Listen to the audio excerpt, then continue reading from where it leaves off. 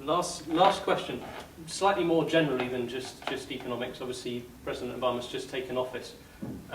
What do you think more generally of the start to his term of office, and what kind of cultural changes do you think that will bring to the US over the next 4 years? Well, I mean, I think it's going to be interesting to see. It's not exactly clear, I think, yet what those changes are going to be. He's come in with an unspecified agenda, an agenda of change without specifying any of the content of that change. A lot of his nominations so far have been kind of centrist nominations. But I suspect he's going to govern from the left of his advisors. He's going to be pushing them leftwards. I think that you're already seeing a greater suspicion of markets, greater disrespect for capitalism, greater humility when it comes to American humility when it comes to its values and when it comes to foreign policy.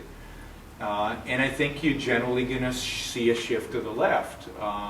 Now, granted, that shift started with Bush. I don't like letting Bush off the hook here, because Bush is to a large extent is responsible for the shift to the left.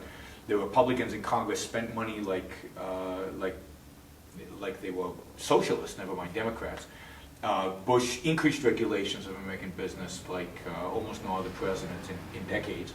Sarbanes-Oxley being the obvious example, but many other forms of regulation. So government involvement in the economy has grown under Republican administration. It's continuing now with Obama.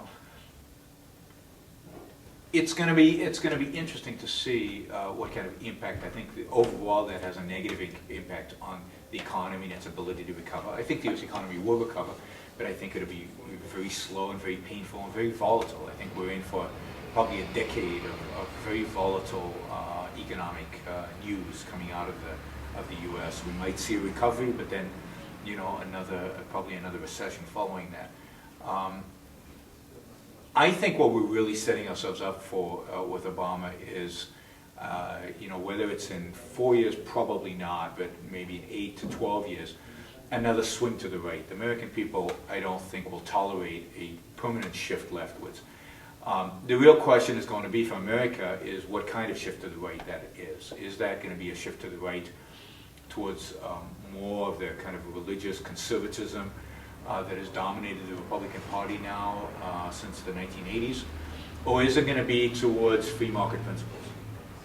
That, I think, is the battle of the next decade. Because this shift to the right is going to have a permanent impact on American culture. I think ultimately the right is going to have more impact on America than the left does. And if it's religious right, then then it's doom and gloom. I'm very pessimistic about the ability of the U.S. to recover from that. Right now, that's the direction the Republican Party is heading. But if you think of the religious conservatives, they do not believe in free markets, and they certainly don't believe in freedom in our personal lives. They want to control our economic life and want to control our personal lives. They are more inclined towards fascism than even the left is, and therefore I think they are ultimately, long-term, the greatest threat to American liberty that exists. What the real challenge is going to be over the next decade is to establish, reinforce, and fight for a right that is pro-free markets, that leaves individuals alone both in the economic life and in the private life, that leaves religion out of politics, but really is pro-markets and pro-capitalism. And that's going to be a real struggle, and we're starting off at the deficit. This is not going to be easy. Both the left and the religious right are far more powerful than the pro-free market right is. But the job is going to be to try to change that.